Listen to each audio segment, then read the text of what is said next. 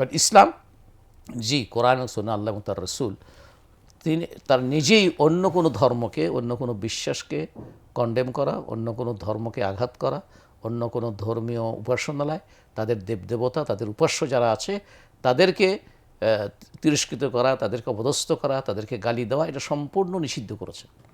কারণ এতে করে রাসূলুল্লাহ বলছেন তাহলে তারা ইসলামকে, আল্লাহকে, রাসূলকে গালি দিবে, তিরস্কার করবে, তুচ্ছন্ন করবে। তাহলে মুসলিমদের জন্য অমুসলিমদের এ ধরনের উপাসনায় তাদের কি বলা হয় দেবদেবতা ইত্যাদি যারা আছে সেগুলোকে তিরস্কার করা, গালি দেওয়াকে নিষেধ করেছে। সুতরাং ইসলামও কেউ এটা করবে না, এটাই তাদের কাছে আমরা প্রত্যাশা করি।